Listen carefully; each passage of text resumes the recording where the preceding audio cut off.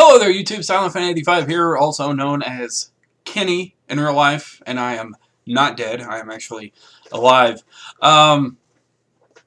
Two things I want to talk about this vlog.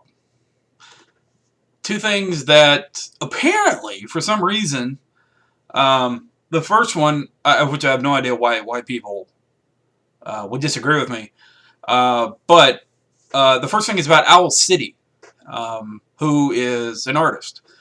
He uses his laptop to create music and creates great music for the most part. I love his music. It's very upbeat, very go get it.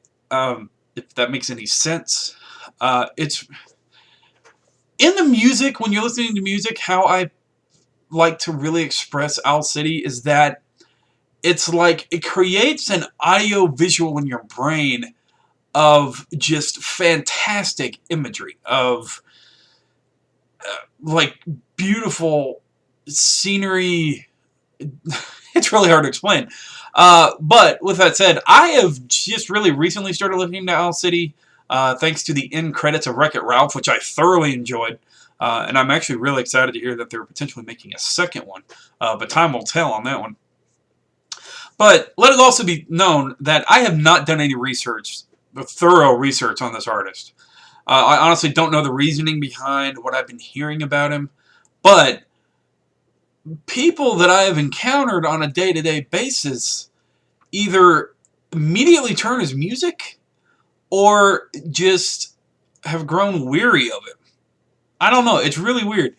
To me, it might be kind of an Evanescence thing, because Evanescence was great when they first came out, like it was something new, exciting, but now, not so much. It's kind of the thing I turn the radio whenever I hear them. So maybe that's what it is. I'm not sure.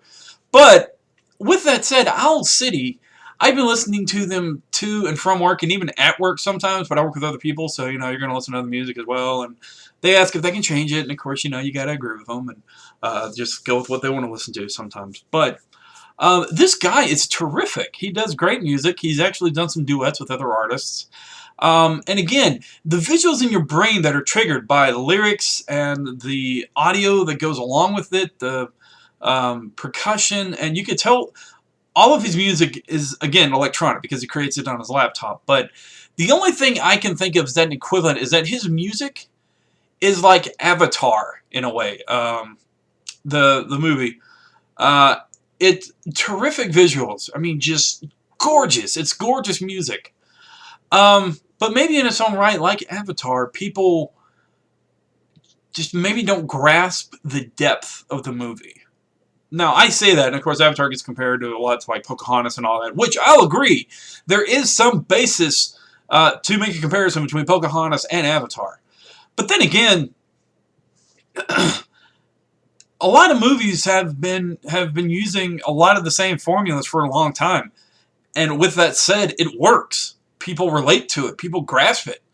If you try to introduce something that's totally independent, I mean, obviously you want to try to have that originality, but at the same time, you also want to entertain people and do that in such a way that it's really impactful. And that's, I think that's what they're really trying to do with Avatar, and I think that's what Owl City tries to do.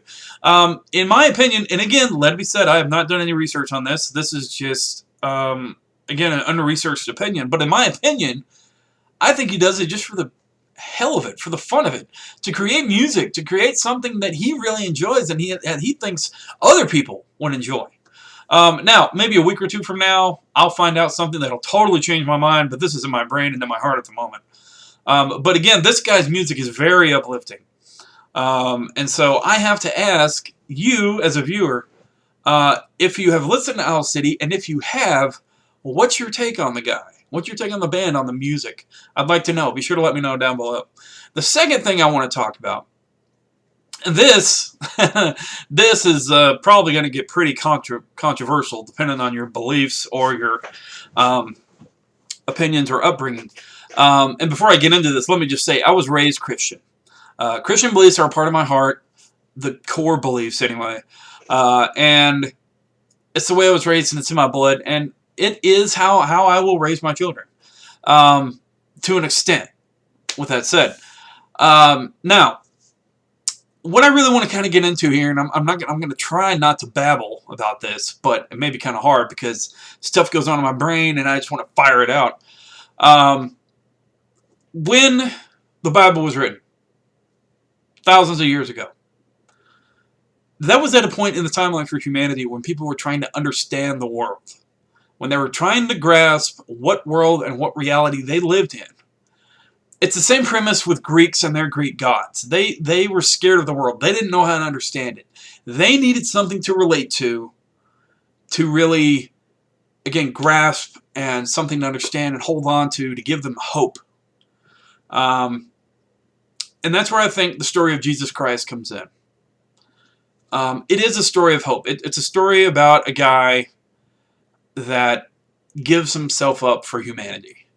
He sacrifices himself. He gives everything up for us to live in a world of essentially paradise, to where we have a chance of happiness and just everything.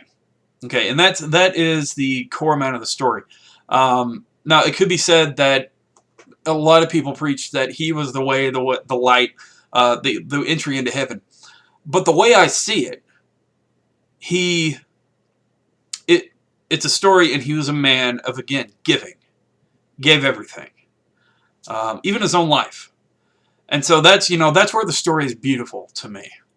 Now, what I'm about to get into with this, again, may be fairly controversial. I apologize immediately if I piss anybody off. I do not mean to. But I was thinking about it on the way home. And I'm putting this out there because I'm really interested to see what people think about it. With that said, it may be kind of an immature subject for the most part because of the character I'm about to talk about. It tends to be more related to children's stories, but we're coming into a generation that was raised on children's stories, and they're becoming more mature with the times.